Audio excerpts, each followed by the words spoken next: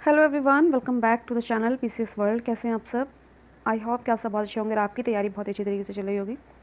So friends, मैंने आप सभी को 8 क्लासेस करा दिए हैं करंट अफेयर्स के, जो कि आर प्रीलिम्स के लिए ये एक बहुत ही बेहतरीन सीरीज़ है, जिसमें हम आपको करा रहे हैं पूरे साल भर का करंट अफेयर रिवाइज बहुत ही कम टाइम में और बहुत ही ऑथेंटिक तरीके से, जिसमें आपको यहाँ से मेरे इन नोट से 90% प्लस सवाल देखने के लिए मिलेंगे। इसके लिए मैं पूरी तरीके से श्योर हूँ। तो ये कंटेंट कितना क्वालिटी फुल कंटेंट है, इसके बारे में मुझे बहुत ज़्यादा बताने की ज़रूरत नहीं है। ये प्रूव कर देगा जब एग्ज़ाम हो जाएगा उसके बाद, लेकिन एग्ज़ाम होने के बाद फिर ये वाकई में बिल्कुल भी काम का नहीं रहेगा। तो मैं चाहूँगी कि आप इसको अभी देख लें, ताकि आप सभी को एग्ज़ाम देखने के आने के बाद फिर ये ना सोचना पड़े कि हम काश ये क्लास कर लेते तो हमारे लिए बेटर रहता। बिकॉज ऑफ मैंने कई सारे एग्ज़ाम दिए, हमेशा ही मेरी प्रायोरिटी सिर्फ मेरे नोट्स ही रहे हैं, जो मैं खुद से बनाती हूँ 2-3 सोर्सेज से। और कभी भी मैंने इन चीज़ों के लिए, मैं आपको ये बात बिल्कुल 100% सच बता रही हूँ कि मैंने कभी भी कोई भी मैगज़ीन नहीं पढ़ा है। यहाँ तक कि जो वो आई दृष्टि करके आती है एक, उसका इतनी हाइप होती है मार्केट में कि आई दृष्टि लेके सब लोग सोचते हैं कि हमारा करंट अफेयर हो जाएगा। मैंने उसको भी कभी नहीं पढ़ा है। मैं सिर्फ अपने नोट्स ही पढ़ती हूँ करंट अफेयर के लिए, और 90% से ज़्यादा सवाल मुझे यहीं से मिल जाते हैं, क्योंकि आयोग इस तरीके से सवाल डिज़ाइन करता है कि हम पूरे के पूरे 100% किसी भी सब्जेक्ट में नहीं कर सकते, चाहे हमारी तैयारी कितने भी एडवांस लेवल की हो, कितने भी स्मार्टली हमने प्रिपरेशन किया हुआ हो। तो अगर आपको 90% प्लस सवाल बहुत ही अच्छी तरीके से सॉल्व करने करंट अफेयर्स के, तो आप ये क्लास ज़रूर देख लीजिएगा। इसके नोट्स अपने पास में कस्टमाइज़ कर लीजिएगा। अगर नोट्स नहीं भी कस्टमाइज़ करना चाहते तो ये क्लास देखना आपके लिए मैंडेटरी है, क्योंकि नोट्स तो मैं अपने टेलीग्राम चैनल पे जो है वो प्रोवाइड करा दूँगी आपको, जिसका लिंक डिस्क्रिप्शन बॉक्स में है। लेकिन आपको फिर इनको समझने के लिए जो है वो क्लास करने की ज़रूरत पड़ेगी। तो आप क्लास को एक बार देखें, उन सभी लोगों के साथ में शेयर करें जो इस एग्ज़ाम की तैयारी कर रहे हैं, जो आने वाला यूपी पीसीएस देने वाले हैं, जो किसी भी स्टेट का एग्ज़ाम देने वाले हैं, या फिर वनडे एग्ज़ाम भी देने वाले हैं, यहाँ तक कि जो यूपी पीसीएस का मेंस लिखने वाले हैं, या किसी भी अदर स्टेट का मेंस लिखने वाले हैं, या फिर आर प्रीलिम्स की तैयारी कर रहे हैं। लेकिन फ़िलहाल हमारा टारगेट सिर्फ और सिर्फ आर प्रीलिम्स का है, क्योंकि वही हमारा नज़दीक एग्ज़ाम है। तो बस जल्दी से हम देखते हैं। मैंने लास्ट टाइम जो है क्लास लिया था, जो 8th क्लास था हमारा, उसमें मैंने 7 मई तक आपको करा दिया था करंट अफेयर। आज मैं कोशिश करूँगी पूरा कंप्लीट हो जाए। देखते हैं इस कोशिश में हम कहाँ तक सफल हो पाते हैं। तो चलिए अब हम प्रारंभ करते हैं अपनी इस कक्षा का, अपने इस लेक्चर का। So let's get start with me.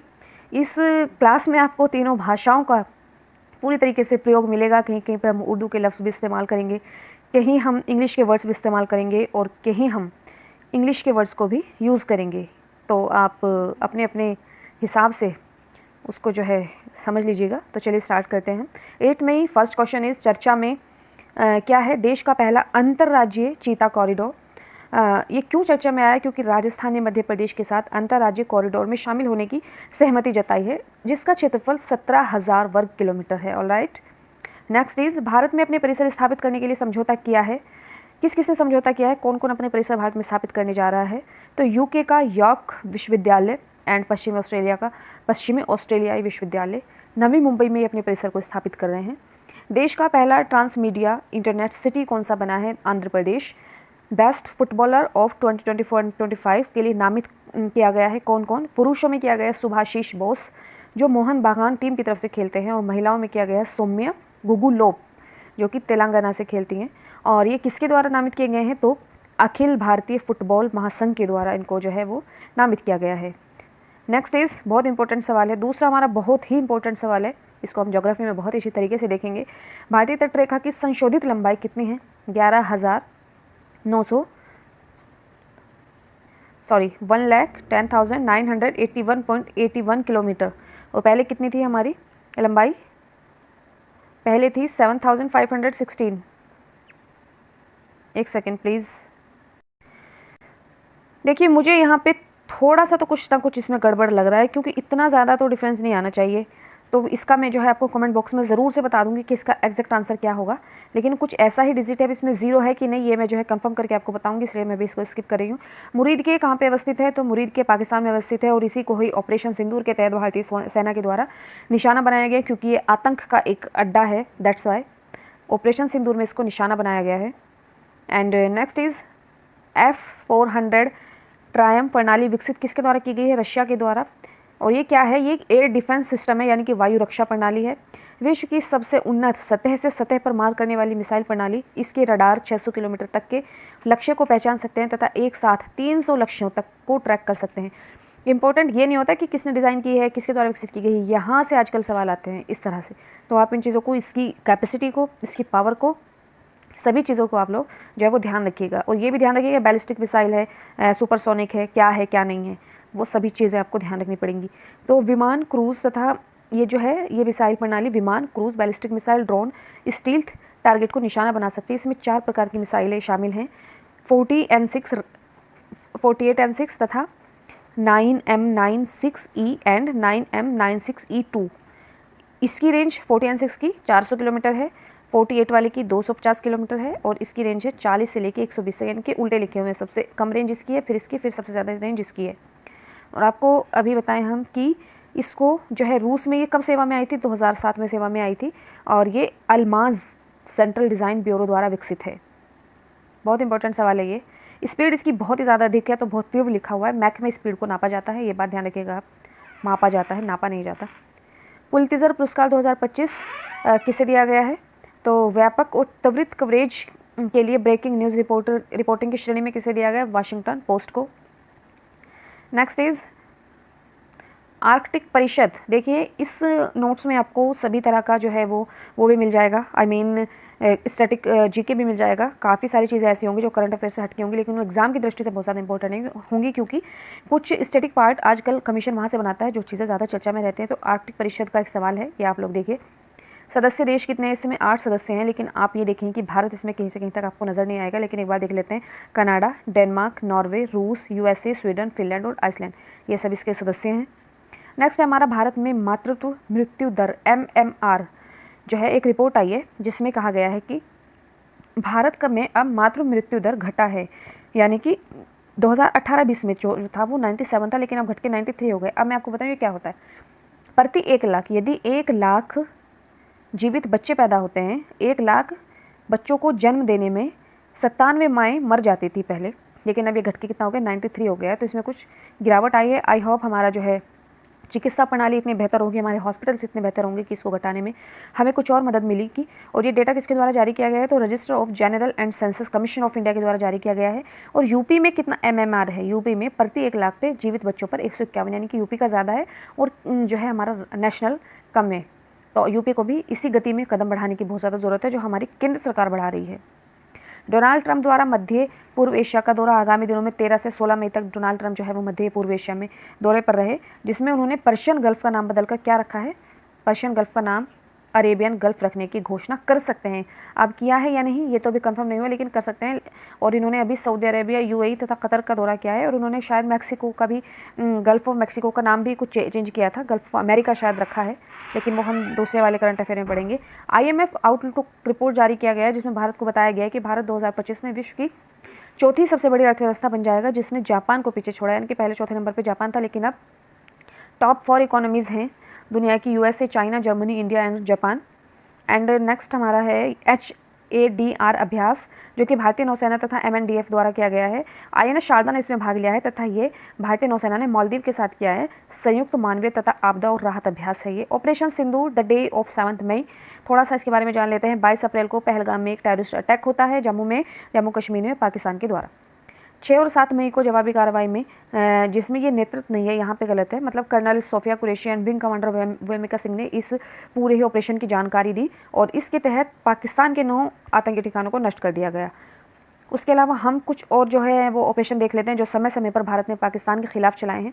उनमें है, पहला है ऑपरेशन रिडल, जो कि 1965 की वॉर में चलाया गया था। अल्बेज भी 1965 की वॉर में चलाया गया था। एक था ऑपरेशन कैक्टस लिली, जो कि 1970 वॉर, इंडिया पाकिस्तान की वॉर में चलाया गया था 1971 में, जिसमें भारत द्वारा पहली बार मॉक ड्रिल किया गया था, मैंने आपको बताया भी था लास्ट क्लास में। ऑपरेशन मेघदूत 1984 में चलाया गया पाकिस्तान के खिलाफ। ऑपरेशन विजय 1999 में कारगिल युद्ध में चलाया गया। सर्जिकल स्ट्राइक 2016 में की गई। ऑपरेशन बंदर भी चलाया, जिसमें बालाकोट एयर स्ट्राइक किया था भारतीय सेना ने 2019 में ऑपरेशन बंदर के नाम से। और ऑपरेशन सिंधु 2025 में चलाया है। ये कुछ ऑपरेशंस हैं। और पाकिस्तान ने जवाबी कार्रवाई में, ऑपरेशन सिंदूर की जवाबी कार्रवाई में जो ऑपरेशन चलाया उसका नाम है बुनियाने मरसूस, यानी कि मरकाए हक, सत्य की लड़ाई। ये उनकी तरफ से चलाया गया ऑपरेशन था, जिसमें उन्होंने हमारे नागरिकों को, सिविलियंस को जो है टारगेट बनाया। वो हमेशा वो कुछ अच्छा काम कर ही नहीं सकते, ये तो बात कन्फर्म है। नेक्स्ट है विश्व एथलेटिक्स दिवस कब मनाया जाता है? 7 मई को मनाया जाता है। और युवाओं में खेल तथा एथलेटिक्स के प्रति रुचि उजागर करना। यूरोपीय दिवस की 75वीं वर्षगांठ कब मनाई गई? तो 9 मई को मनाई गई है। ये भी देख लेते हैं यहाँ से साइड में। रॉबर्ट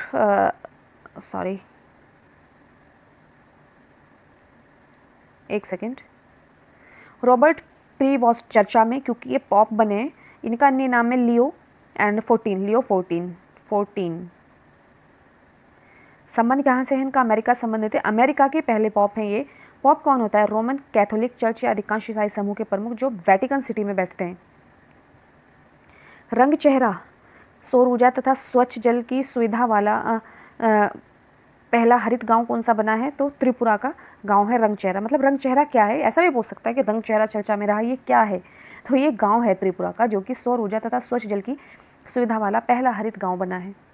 नेक्स्ट हमारा चर्चा में प्रवीण सूद। क्यों चर्चा में आई ये?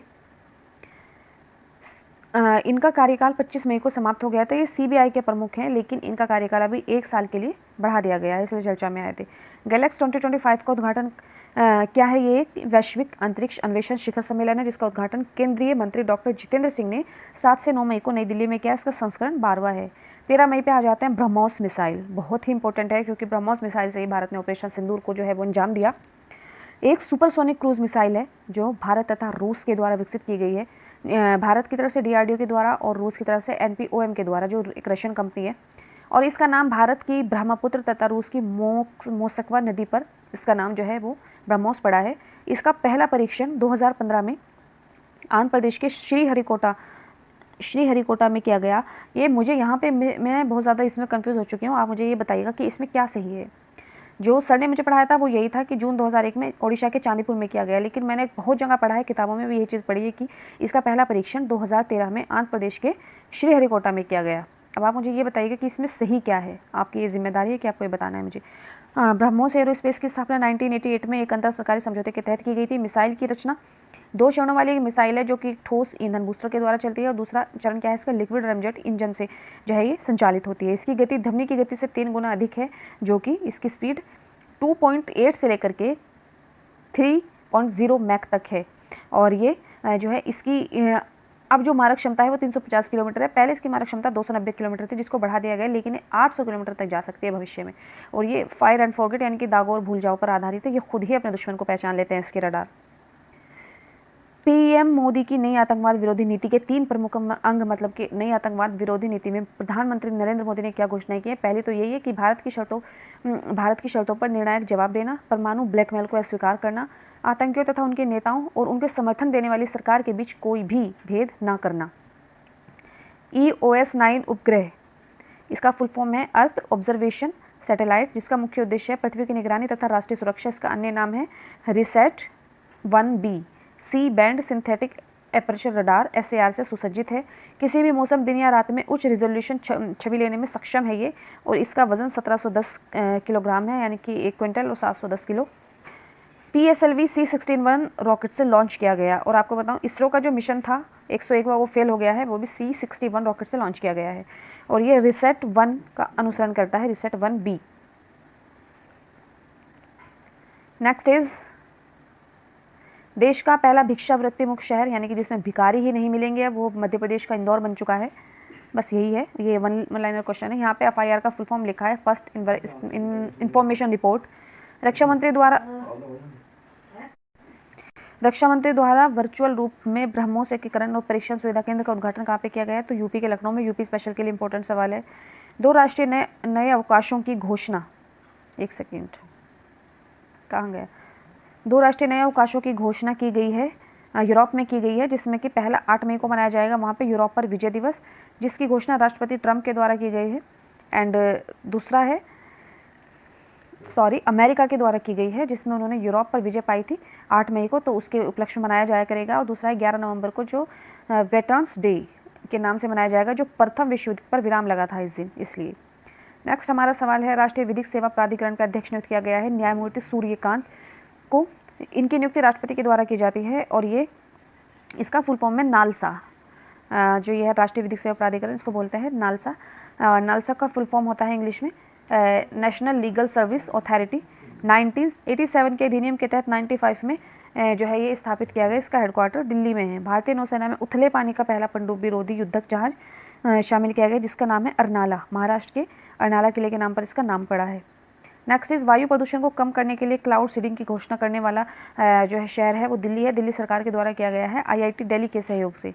नेक्स्ट है यूएसए एंड चाइना के मध्य व्यापार युद्ध और टैरिफ विवादों के बीच वार्ता प्रारंभ हुई है जिनेवा में। नेक्स्ट हमारा सवाल है छत्तीसगढ़ के सुरक्षा बलों ने किस ऑपरेशन के तहत 22 नक्सलियों को मुठभेड़ में मारा? तो ऑपरेशन संकल्प के तहत। नेक्स्ट है हमारा ऑपरेशन केलर, जो कि जम्मू कश्मीर के शोपियां इलाके में चला गया है। भारतीय सेना राष्ट्रीय राइफल्स द्वारा आतंकवादियों के खिलाफ सर्च एंड डिस्ट्रॉय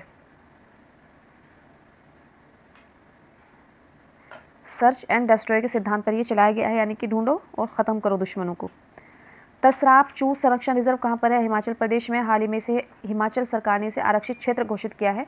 वन्यजीव संरक्षण अधिनियम की धारा 36A के क्लॉज A के 1 के तहत स्पीति घाटी में स्थित है। इसका क्षेत्रफल है 1585 वर्ग किलोमीटर एंड देश का 5वां आरक्षित क्षेत्र है। यहाँ पर हिम तेंदुआ पाया जाता है। देश के अन्य 4 आरक्षित क्षेत्र कौन कौन से हैं?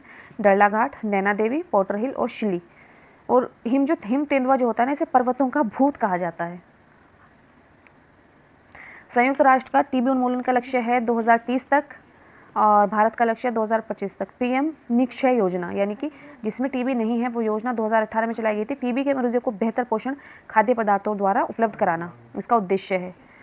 लोक सेवा आयोग UPSC के नए अध्यक्ष की नियुक्ति हुई है और इन्होंने स्थान लिया है। सबसे पहले तो हम देखते हैं, इन्होंने प्रीति सूदन जी का स्थान लिया है। और अब कौन नियुक्त हुए हैं? तो अजय कुमार नियुक्त हुए हैं। भारत सरकार के रक्षा सचिव रह चुके हैं ये।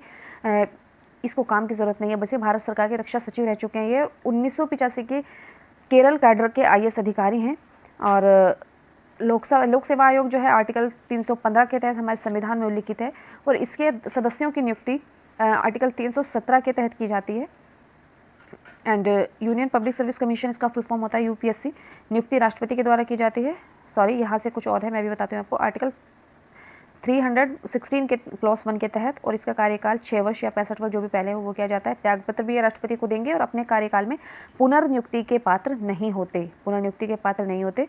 यहाँ पे जो आर्टिकल 317 की बात थी उसमें यह है कि स्टेट PCS या UPSC के सदस्यों को हटाना शामिल है। इसमें 317 के तहत हटाए जाते हैं। नियुक्ति 316 के क्लॉज 1 के तहत होती है। विराट कोहली ने टेस्ट क्रिकेट से संन्यास लिया है अभी, और उन्होंने पहला टेस्ट जो खेला था वो वेस्ट इंडीज़ के खिलाफ 2011 में खेला। उन्होंने कुल 123 टेस्ट खेले, जिसमें उन्होंने 9230 रन बनाए, जिसमें 30 शतक और 31 अर्धशतक शामिल हैं। नेक्स्ट सवाल है हमारा, PM श्री योजना प्रारंभ की गई थी 7 सितंबर 2022 को, और इसके अंतर्गत क्या योजना है गवर्नमेंट की कि पूरे भारत में 14,500 स्कूलों को आदर्श स्कूलों के रूप में बदलना 2026-27 तक।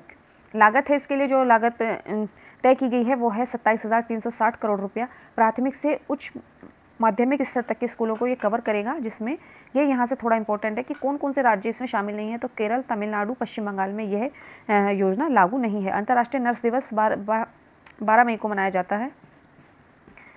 बार मेरा जो फ़ोन है वो सही से काम नहीं कर रहा है, थोड़ा सा दिक्कत का सामना मुझे करना पड़ रहा है। 1 सेकेंड, कहाँ गया? इस बार की थीम है हमारी नर्सें हमारा भविष्य। नर्सों की देखभाल अर्थव्यवस्था को मजबूत करता है। हाल ही में ब्रह्मोस इकाई का उद्घाटन मैंने आपको बता ही दिया है कि लखनऊ में किया गया है रक्षा मंत्री राजनाथ सिंह के द्वारा, एंड हमारे प्रदेश के मुख्यमंत्री योगी आदित्यनाथ जी के द्वारा इसके लिए निवेश किया गया है 300 करोड़ रुपए का, और प्रतिवर्ष 80 से 100 जो है ब्रह्मोस मिसाइलें यहाँ पे तैयार की जाएंगी। यूपी को 1 ट्रिलियन USD की अर्थव्यवस्था बनाने का लक्ष्य 2030 तक है। और AI प्रज्ञा क्या है? डिजिटल कौशल में 10 लाख युवाओं को प्रशिक्षित करना। AI प्रज्ञा के द्वारा 10 लाख युवा प्रशिक्षित किए जाएंगे। यूपी एग्रीज एंड AI प्रज्ञा पहल प्रारंभ, यही है ये। यूपी एग्रीज का मतलब है Uttar Pradesh agriculture growth and rural enterprise ecosystem strengthening, और इसका प्रारंभ जो है वो लखनऊ में किया गया है यूपी में। इसका उद्देश्य बुंदेलखंड तथा पूर्वांचल के 28 जिलों में कृषि क्रांति लाना है। ये पहल वर्ल्ड बैंक, ये पहल वर्ल्ड बैंक के सहयोग से प्रारंभ की गई। यही चीज़ इसकी इंपॉर्टेंट है कि किसके सहयोग से प्रारंभ किया गया है।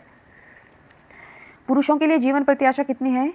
68.2 वर्ष, और महिलाओं की है 71.6 वर्ष, यानी कि महिलाएं पुरुषों से ज़्यादा जी रही हैं और जिएंगी आने वाले टाइम में, यही बताता है डाटा। 3 साल ज़्यादा, 3 साल का फ़र्क है। एंड नेक्स्ट इज़ भारत के 52वें मुख्य न्यायाधीश कौन बने हैं? BR गवई, जिनका नाम है, पूरा नाम इनका सुब्रमण्यम करके कुछ तो था, बट यहाँ पे नहीं लिखा है, कोई बात नहीं। BR गवई से हम अभी काम चलाते हैं। और इनकी नियुक्ति राष्ट्रपति के द्वारा आर्टिकल 124 की क्लॉज 2 के तहत की गई है। वही है, इनका कार्यकाल 65 वर्ष की आयु तक ये अपने पद पर रह सकते हैं। नियुक्ति कॉलेजियम प्रणाली के द्वारा की जाती है, जिसके तहत सबसे वरिष्ठतम न्यायाधीश को मुख्य न्यायाधीश बनाया जाता है। और कॉलेजियम व्यवस्था ना तो हमारे संविधान में वर्णन है, ना ही किसी संसदीय अधिनियम में, बस ये ऐसे खुद से ही डिज़ाइन किया हुआ है। एंड ये संजीव खन्ना का स्थान लेंगे और इनका पूरा नाम है भूषण रामकृष्ण गवई। और इनका कार्यकाल 14 मई से लेकर के 23 नवंबर 2025 तक, यानी कि ये भी थोड़े दिन के बाद रिटायर हो जाएंगे। और यही हमारी जुडिशरी सिस्टम की एक प्रॉब्लम भी है कि यहाँ पे बहुत लंबे टाइम तक एक जजेस नहीं रहते, जिसकी वजह से हमारे कुछ फैसले भी पेंडिंग में रहते हैं, बहुत सारी चीज़ें हमारी पेंडिंग में रुक जाती हैं। तो हमारा इस चीज़ को सुधारने की ज़रूरत है कि जो भी आए, कोई भी न्यायमूर्ति आ रहे हैं तो थोड़े लंबे टाइम तक वो आएँ। और ये जो है ना, ये पहले बौद्ध हैं और दूसरे SC, ये मतलब कि अनुसूचित जाति से आते हैं। ये उससे पहले भी एक मुख्य न्यायमूर्ति जो है वो SC से आ चुके हैं, ये दूसरे हैं, लेकिन बौद्ध ये पहले ही। आकाश तीर प्रणाली का निर्माण किया गया है DRDO, इसरो तथा बेल के सहयोग से। बेल यानी कि भारत इलेक्ट्रॉनिक्स लिमिटेड। और ये एयर डिफेंस सिस्टम है जो AI आधारित है। मेक इन इंडिया का उदाहरण है ये। इसको AI वार क्लाउड भी कहा जाता है। एंड UAV, देखो जो UAV आता है ना बहुत सारी चीज़ों में, तो इसका फुल फॉर्म होता है अनमैन्ड एयर व्हीकल, यानी कि जिसमें इंसान नहीं होगा, मतलब ऐसे ही वो हवा में छोड़े जाएंगे, मानव रहित होंगे जो। नेक्स्ट इज विश्व का पहला वाणिज्यिक स्तर का ई-मेथनॉल संयंत्र किस देश में स्थापित हुआ है? तो डेनमार्क।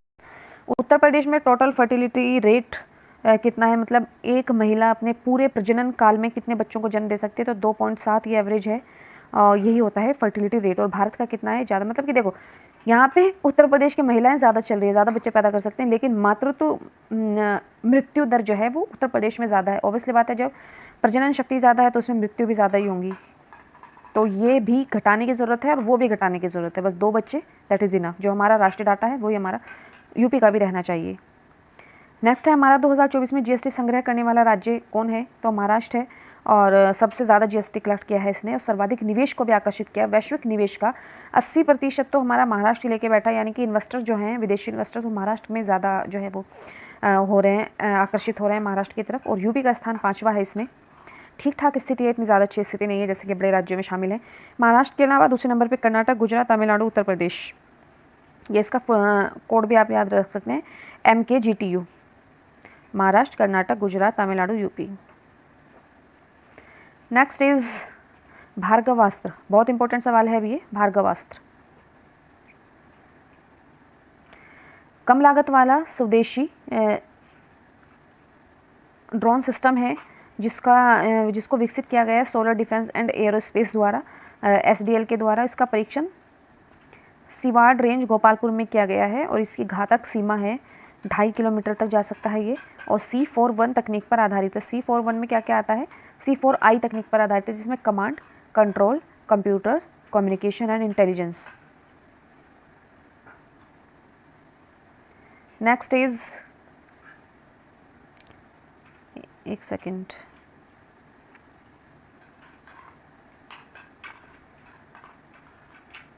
आठवां संयुक्त राष्ट्र वैश्विक सड़क सुरक्षा सप्ताह का आयोजन 12 से 18 मई को किया गया है WHO के द्वारा, वर्ल्ड हेल्थ ऑर्गेनाइजेशन के द्वारा। इसकी थीम है make walking safe, make cycling safe, और एक द्विवार्षिक आयोजन है।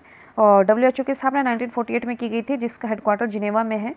एंड 7 अप्रैल को की गई थी, और इसी 7 अप्रैल को ही, इसीलिए ही 7 अप्रैल को विश्व स्वास्थ्य दिवस भी मनाया जाता है। ताप्ती बेसिन मेगा रिचार्ज परियोजना के लिए समझौता किस किस राज्यों के बीच में हुआ है? तो MP एंड महाराष्ट्र के मध्य में। उद्देश्य क्या है इसका? विदर्भ और दक्षिणी मध्य प्रदेश के जल संकट से निपटना। देश का पहला भिखारी मुक्त शहर मैंने आपको बता दिया, इंदौर बना है। एंड नेक्स्ट सवाल,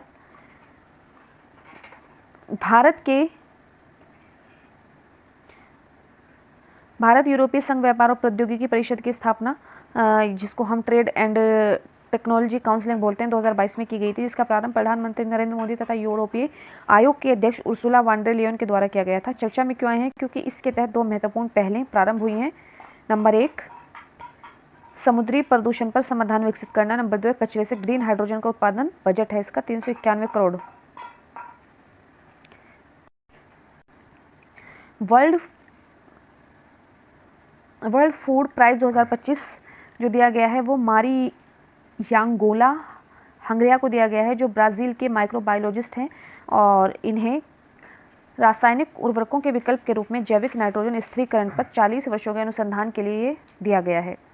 नेक्स्ट है पुष्कर कुंभ का आयोजन। पुष्कर से हमें लग रहा है कि हम जो है राजस्थान की तरफ के सवाल की एक बात कर रहे हैं, लेकिन ये बिल्कुल गलत बात है, क्योंकि हम बात कर रहे हैं केशव प्रयाग माणा गांव उत्तराखंड में जो पड़ता है, वहीं पे माणा एक दर्रा भी बहता है उत्तराखंड में, ध्यान रखिएगा, माणा नाम का एक दर्रा है जो प्रत्येक 12 वर्ष में कुंभ की तरह ही लगता है। दक्षिण भारत के वैष्णव संप्रदाय के लोगों द्वारा ये मनाया जाता है। केशव प्रयाग इसलिए प्रसिद्ध है क्योंकि अलकनंदा तथा सरस्वती का संगम यहीं पर होता है, यहाँ पे मिलती है अलकनंदा और सरस्वती।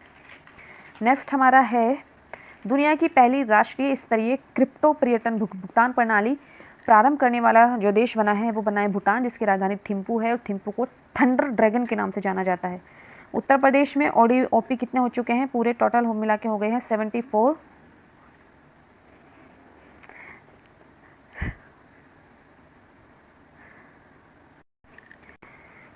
हाल ही में उत्तर प्रदेश के 12 जो है नए उत्पादों को ODOP दिया गया। ODOP means one district one product, यहाँ पे लिख नहीं पाऊंगी, जगह नहीं है। One district one product. और आप मुझे ये बताइएगा, आप जिस ज़िले से देख रहे हैं आपके ज़िले का ODOP क्या है? और यूपी में ODOP योजना लाई गई थी 24 जनवरी, जब उत्तर प्रदेश का जो है स्थापना दिवस मनाया जाता है, जब भी 24 जनवरी को मनाया जाता है, याद रखिएगा। 2018 में लाई गई थी। यूपी का लक्ष्य 2029 तक 1 ट्रिलियन USD अर्थव्यवस्था बनना है। ये उसमें मदद करेगा, क्योंकि जो चीज़ हमारी ODOP के रूप में पहचानी जाती है उसको वैश्विक पहचान तो मिलती ही है। तो जब वैश्विक पहचान मिलेगी तो जाहिर सी बात है उसकी बिक्री ज़्यादा होगी, उसकी डिमांड ज़्यादा बढ़ेगी, तो पैसा आएगा। तो हमारी 1 ट्रिलियन USD का सपना बहुत जल्दी साकार हो जाएगा, जो हमारे मुख्यमंत्री योगी आदित्यनाथ ने देखा है।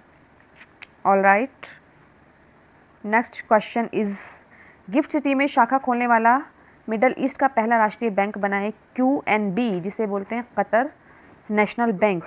और गिफ्ट सिटी कौन सा है? तो गुजरात को बोलते हैं गिफ्ट सिटी।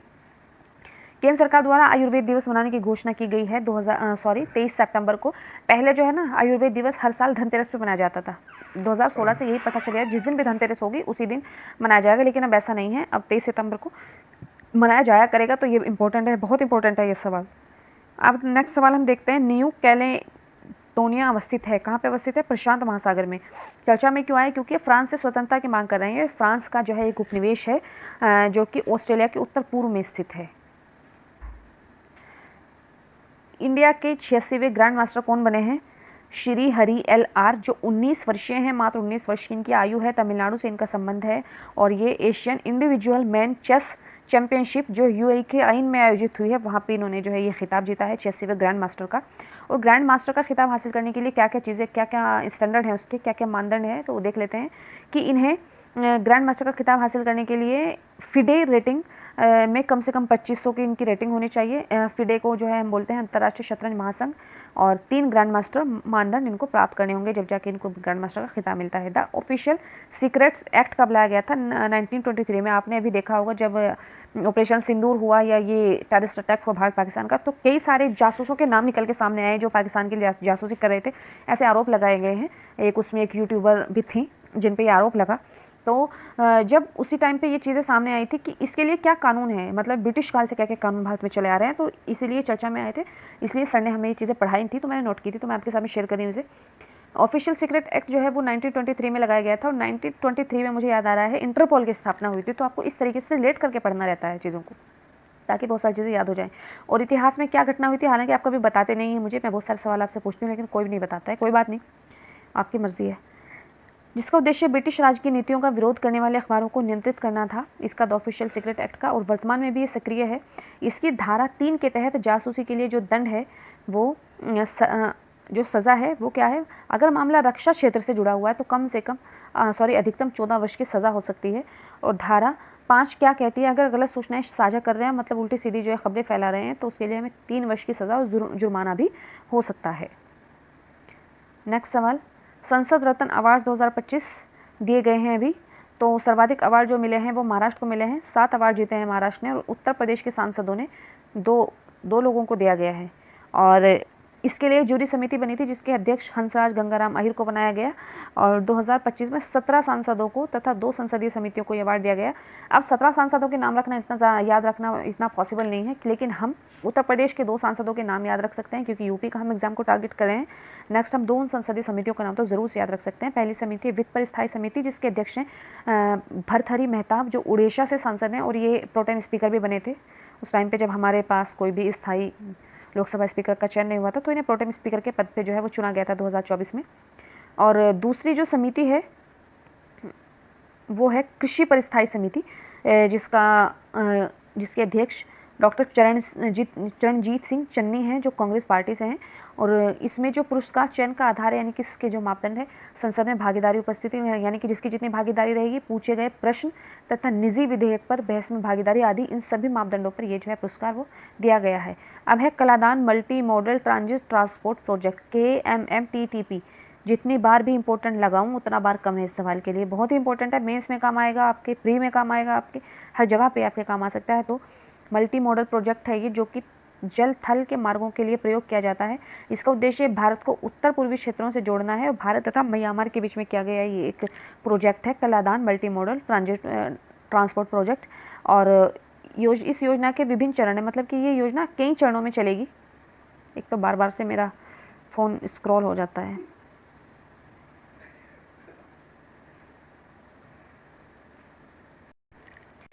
देखिए कैसे कैसे जाएगा ये। कोलकाता से सितवे से प्लेटवा। अब हम इसको यहाँ से देखते हैं, यहाँ से इसका मैप है ये। समझिए ये हमारा पूरा इलाका ये जो है ये नॉर्थ ईस्ट है। कोलकाता यहाँ है। कोलकाता से हम जाएंगे पहले सिटवे समुद्री मार्ग से। और सितवे कहाँ पे पड़ता है? म्यांमार के रखीने ज़िले में पड़ता है सितवे। तो ये यहाँ से यहाँ का ही मेन प्रोजेक्ट है। उसके बाद हम सितवे से पलेटवा, पलेटवा से कलेटवा, कलेटवा से जोरनपुरी, जोरनपुर से लोंगतलाई, लोंगतलाई से आइजोल। और आइजोल किस राज्य की राजधानी है मुझे बताइएगा आप? सिलचर। और सिलचर से जाएंगे हम शिलांग। इस तरीके से जाएगा ये। और ये परियोजना भारत तथा म्यांमार के मध्य 2008 में स्टार्ट की गई थी और इसका नाम कलादान नदी पर रखा गया है। कलादान नदी, आप मुझे ये बताइएगा कि ये किसकी सहायक नदी है कलादान? तो ये जो कलादान मल्टी मॉडल प्रोजेक्ट है ये बहुत ही ज़्यादा इंपॉर्टेंट है। आप लोग इसको ध्यान से देखिएगा। तो बस आज भी मैं अपनी क्लास को यहीं पे एंड कर रही हूँ क्योंकि क्लास बहुत ज़्यादा लंबी हो गई है, क्योंकि मई के महीने में बहुत सारा कुछ पढ़ने के लिए था। तो ये नोट्स भी ज़्यादा लेंदी हैं, इसलिए इसको कवर आज भी नहीं कर पाऊँगी, लेकिन कल हम इसको नेक्स्ट क्लास में बिल्कुल से कंप्लीट कर देंगे। तो आपको ये क्लास कैसी लगी ये मुझे ज़रूर बताना, और जो भी तैयारी कर रहे हो सभी साथ में शेयर कर देना। क्लास अच्छी लगी हो तो आप चैनल को सब्सक्राइब कर सकते हैं, वीडियो को लाइक कर दीजिएगा। एंड मेरे टेलीग्राम चैनल से जुड़ने के लिए आप इसके डिस्क्रिप्शन से मेरे टेलीग्राम चैनल का लिंक ले सकते हैं एंड ज्वाइन कर सकते हैं, जहाँ पर आपको इस पूरे ही कंटेंट से रिलेटेड MCQs सॉल्व करने के लिए दिए जाते हैं और ये PDF भी मैं वहीं पे शेयर करूँगी। तो बस आप लोग पढ़ते रहिए, खुश रहिए एंड अपना ख्याल रखिए, बस पढ़ाई करते रहिए। फिर मिलूँगी आपसे नई वीडियो में, तब तक के लिए बाय बाय, टेक केयर।